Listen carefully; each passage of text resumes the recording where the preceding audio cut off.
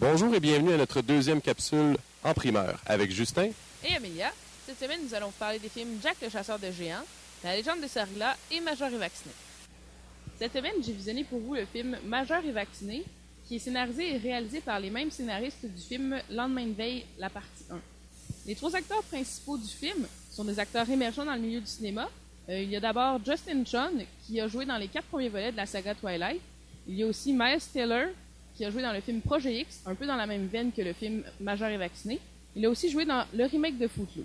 Il y a aussi Skylar Astin, qui a joué dans le film La Note Parfaite. Ce que j'ai bien aimé du film, c'est que tu arrives vraiment à rentrer rapidement dans l'action, tu t'attaches aux personnages, puis t'espères que toutes leurs péripéties, une après l'autre, vont t'amener à une fin heureuse et non pas à une fin désastreuse, parce que c'est un film de déboire d'adolescents. Et moi, j'ai pas été déçu, je vous dirais que j'ai vraiment apprécié le film, malgré que ce soit pas encore mon genre de film. J'espère que vous allez voir ce film en grand nombre, parce que c'est vraiment un film interactif, puis un film amusant à voir, surtout en gang, je vous dirais. Je vous conseille de venir le voir et de nous donner votre opinion sur le sujet. Jack le chasseur de géants, film réalisé par Bryan Singer, à qui l'on doit les 2 premiers X-Men de la série, ainsi que le film Valkyrie avec Tom Cruise, et l'excellent Suspect de convenance The Usual Suspects. En tête d'affiche, on a Nicolas Hoult, un acteur qu'on a vu récemment dans le film Zombie malgré lui, ainsi que X-Men Première classe. Comment tu as trouvé le film, Amélia? J'ai aimé le film, l'histoire était vraiment bonne.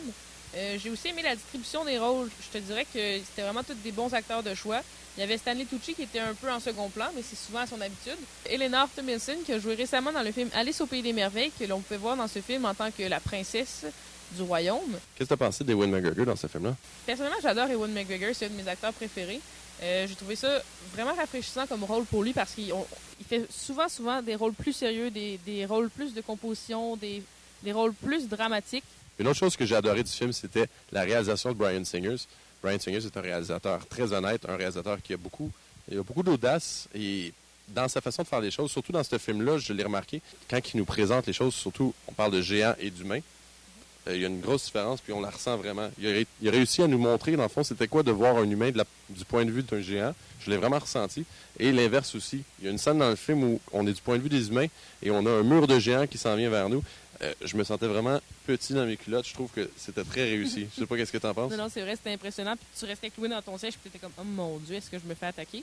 Mais non, c'était vraiment surprenant. En résumé, Jack le chasseur de géants est un très bon film et je vous conseille de venir le voir, de faire votre propre opinion et de nous dire qu'est-ce que vous en pensez sur notre site Internet. La légende de Sarilla. Premier film d'animation 3D au Québec, réalisé par Nancy Florence Savard. Très grands noms aussi ont été utilisés pour les voix de ce film, dont Marie-Lou Wolfe, Maxime Leflaguet, Rémi Girard, Geneviève Bugeaud, Rachel Lefebvre et Christopher Plummer. Le film s'adresse à un public de très jeune âge. Contrairement à tous les films de Disney, il n'y a pas d'artifice pour les adultes. Je vous dirais que c'est une des difficultés que les parents pourraient éprouver avec le film. Mais par contre, quand on est capable de rentrer dans l'imaginaire, qu'on laisse tout ça aller, c'est vraiment une très belle histoire.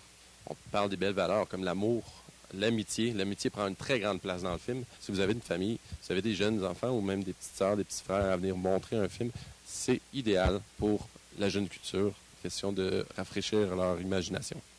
Je vous conseille de venir voir le film, de faire votre propre opinion et de nous dire ce que vous en pensez sur notre site Internet.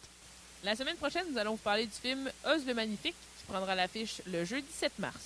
Merci beaucoup d'avoir regardé cette deuxième capsule en primeur. Et à chaque semaine, nous allons vous faire des critiques des films et vous pouvez passer vos commentaires. On les apprécie beaucoup. Merci beaucoup et à la semaine prochaine.